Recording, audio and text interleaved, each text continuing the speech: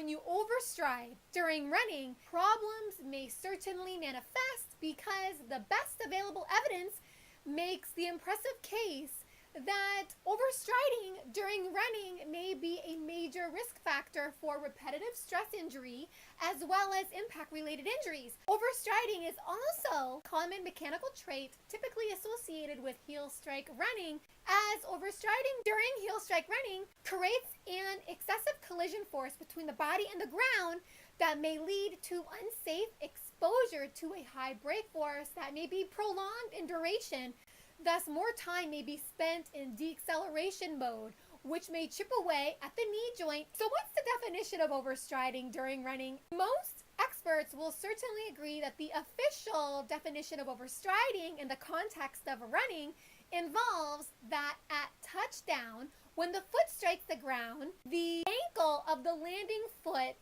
lands ahead of the knee, which looks like this. When your ankle of the landing foot is planted way in front of the entire body and in front of the knee joint during running, normal impact peak forces really tend to be more pronounced and more amplified. It's this specific biomechanical variable of overstriding, which according to much of the research holds firm that the high impact nature of overstriding during heel strike running may be one of the primary mechanical components that distinguishes chronically injured runners from runners who rarely get injured on account of the natural consequences of overstriding. Specifically during heel strike running is reportedly greater downward force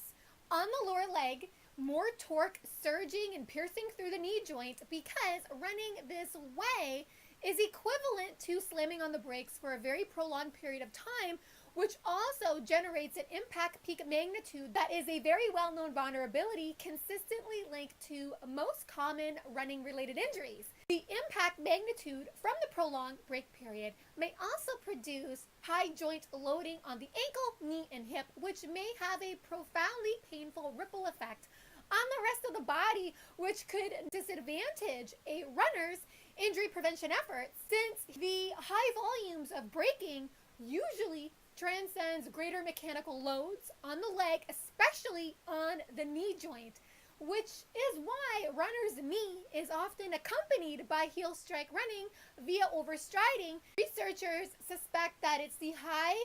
brake impulse force in heel strike running while overstriding occurs at such high magnitudes it may push the muscles beyond their threshold and their capacity to effectively absorb impact loading, which may indeed accelerate the coercion of muscles and bones, potentially making the heel striking overstriding combination during running a primary precursor to injury and may unleash volumes of compressive forces on the knee joint. The long brake force duration may be one of the reasons heel strike running has been widely criticized for increasing vulnerabilities to injury, as we are quickly finding out that the long brake force duration typically associated with heel strike running may cause an influx of repetitive stress on the leg that could lead to injury, especially bone injuries. Evidence tells us that this landing configuration of the foot-ankle complex, that is, when the foot-ankle complex is positioned ahead of the body and the knee joint at touchdown during heel strike running, could make you more prone to injury as compared with the foot-ankle complex positioned under the knee or more closely to the knee and more closely to the body or the center of mass at touchdown. Like it is so often in forefoot strike running, the action of heel striking during running may make it easier for the foot-ankle complex to be tossed out haphazardly farther ahead of the knee joint and the body or the center of mass as compared with forefoot striking during running. Overstriding may be one of the official reasons heel strike running may reach higher brake forces than forefoot strike running. Researchers say that runners trying to recover from impact-related injuries should really avoid using a running style like heel strike running and overstriding, where the brake force is heavy and long in duration, landing on the front part of your foot or your forefoot during running. So forefoot striking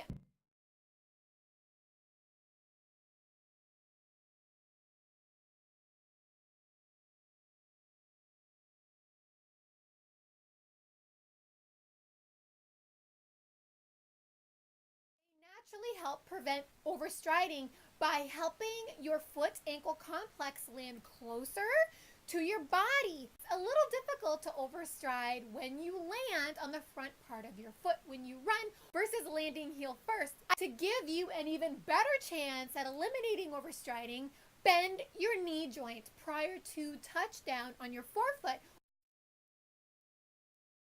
Bending your knee joint at touchdown when your forefoot strikes the ground is the key mechanical connection that's gonna help draw the landing foot ankle complex to land closer to your center mass or your torso, which may be best for helping to prevent overstriding. I hope you've enjoyed this video. To stay updated on the latest research regarding the health and performance benefits of forefoot running and barefoot running, please subscribe to my YouTube channel. Thank you so much for listening and watching. Have fun out there on the roads and trails. Bye for now.